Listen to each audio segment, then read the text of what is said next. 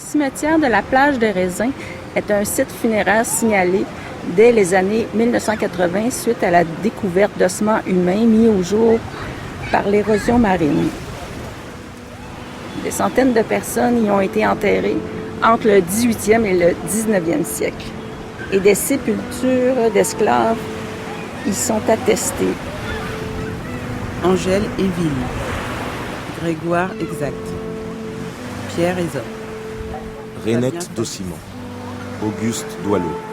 Capresse Jean d'Olismar. dit Vieux Corps. Il y a quelques années, ils ont ouvert ici, on est sur des tombes d'esclaves. Ils ont ouvert jusqu'au bout des barrières là-bas. Et on a vu des corps, des ossements, etc. D'ailleurs, ils en récupèrent quelquefois le long de la plage. Cagus. Montluy Fédère. Parfaite Luce, Sépare. dite à Kangoula. Édouard Fédère. Et c'est pas très profond, hein, à 1,50 m. Comme pas, il y a des tas de gens alignés, hein, à partir d'ici jusqu'au bout des barrières à peu près. Scipion Fallignaud. Étienne Artémon. Carlus. C'est bizarre d'être au-dessus d'un cimetière. En fait, quand c'est un cimetière qui a 50 ou 200 ans, je sais pas. Jean-Baptiste Charles Fallignaud. Carme. Théodose Bariol. On parle de l'esclavage. Les gens ne savent pas ce que c'est que l'esclavage. Moi, je le vois au quotidien. Les gens ignorent pratiquement tout de l'esclavage. Ils sont comme dans les clichés. Vous interviewez monsieur tout le monde, il va vous parler de l'Afrique. L'Afrique, nos ancêtres viennent d'Afrique. Mais je rigole doucement, ou alors je suis carrément inquiet. L'Afrique. Mais je vous sors n'importe quel inventaire d'habitation au 18e ou au 19e. Sur 150 esclaves, vous allez trouver 3 fois le mot africain. Ils sont tous nés ici. Ce sont des esclaves créoles. Ça veut dire que la majorité de nos esclaves n'ont jamais connu l'Afrique. Qui n'ont jamais mis les pieds en Afrique. Qui ne savent rien de l'Afrique. Le système était fait pour tout casser. Il fallait casser. Ça va jusqu'au nom. On ne vous reconnaît pas votre nom africain. On vous baptise au descendant du bateau. On vous donne déjà un nom chrétien. Et sur une habitation, les rares Africains, on ne les met pas ensemble. Et puis même s'ils sont ensemble, ils ne parlent pas forcément le même dialecte, vous comprenez? Donc il faut tuer l'Afrique. Il faut tuer l'Afrique.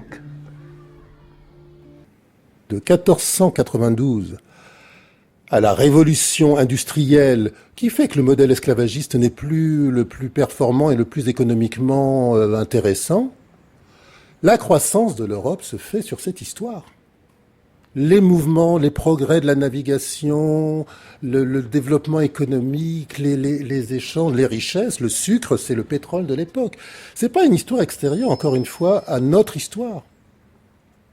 La mondialisation dans ce qu'elle a de brutal et qui est le contraire de la mondialité dont parle Édouard Glissant, le rejet de l'autre qui est le contraire de la créolisation du monde, ça se passe pendant ce temps-là, pendant tous ces siècles. C'est pas extérieur, c'est pas une histoire qui serait dans les étoiles. Et nous, petit peuple de 400 000 personnes, nous en sommes les porteurs, les vecteurs. Nous en avons une mémoire, je pense, dans les gènes.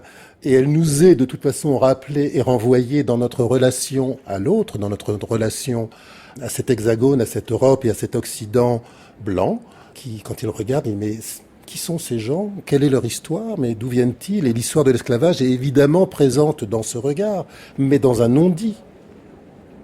Je m'appelle Evelyne Pauline, je suis née en 1959 de parents de Marie Galante et de Moronalo. Et mon père est né en 1911. Et en faisant ces recherches-là, puisque quand j'ai été au centre des archives départementales, je me suis rendu compte que les parents étaient ce qu'on appelait des nègres à talent. Et je me suis mise à réfléchir et à penser comment ils vivaient à cette époque-là et faire des recherches au niveau des enfants. Puis très tôt, nous avons trouvé les traces, nous avons trouvé les documents d'archives, les actes de naissance, les actes de mariage, et les actes aussi de décès. Et j'ai pu remonter la branche paternelle très vite. Et je me rappelle très bien, après toutes ces recherches, j'ai voulu rendre hommage à mes parents, mes aïeux. Donc j'ai fait faire une plaque avec éternellement et aux aïeux. Et j'ai mis les dates de naissance et j'ai mis ça sur le caveau familial à Morne-à-l'Eau. Et j'avais un autre regard. Par exemple, quand j'allais sur les terres de Morne-à-l'Eau, j'avais l'impression que je marchais sur leurs pas et ça m'avait un peu renforcée. Et je me suis dit aussi effectivement que je me posais des questions. Est-ce que vraiment ils souffraient? Est-ce qu'ils étaient sur de bonnes conditions, sur les plantations? Est-ce qu'ils étaient des hommes, des femmes qui travaillaient chez le maître ou bien dans les champs? Est-ce qu'ils vivaient la torture? Est-ce que c'était vrai? Et je me rappelle quand j'ai montré à mon père les documents, il a pleuré. Tellement ému de voir qu'on avait trouvé les traces de ses aïeux, mais il m'avait toujours dit qu'il était un descendant d'Africains. C'est parler là-dessus, se sont tus, parce que pour eux c'était une souffrance et aussi parfois c'était des choses qu'il ne faudrait pas que les enfants sachent. Luce, dite Akangua, Jean-Jacques, Kakangua, Modeste Béguet, Jean-Charles, Benjamin Carly. Bécham. Bon, j'ai voulu chercher, connaître un peu mes racines, oui. On se tourmente, mais quand même on se guérit. On se guérit puisqu'on connaît. C'est pas vrai. Et ça, c'est le déséquilibre du système esclavagiste, du système colonial. Stéphanie Mulot. Alors, qu'est-ce que le Code noir disait ? Déjà, il ne reconnaissait pas le statut de sujet aux esclaves, c'était des objets. Donc, n'étant pas sujet, ils n'avaient pas droit à la propriété, ils n'avaient pas droit au nom, et ils n'avaient pas droit à la filiation. Donc, en fait, les enfants qui naissaient de femmes esclaves avaient le même statut que leur mère, d'une part, et en plus, c'était la propriété du maître de la mère. Donc aussi, il y avait deux repères paternels, celui qui engendre et celui qui possède et qui a autorité.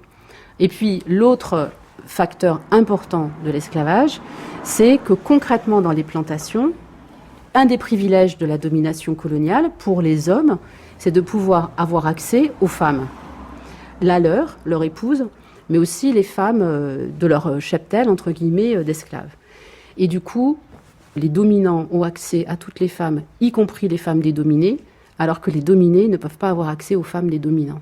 Et ça a des répercussions sur comment on se considère en tant qu'homme, et comment on hérite de ça, sur le fait d'avoir été limité dans sa sexualité, dans ses relations familiales. Est-ce qu'on a un modèle de paternité où on peut se construire en tant que père ? Ça a des répercussions sur plein de choses. Là, je le vois sur ces dernières années, il y a une prise de conscience chez les jeunes hommes du fait de ne pas vouloir reproduire cette matrifocalité, de ne pas vouloir reproduire l'absence paternelle et au contraire de s'engager. Comment on apprend à être père dans cette société-là ?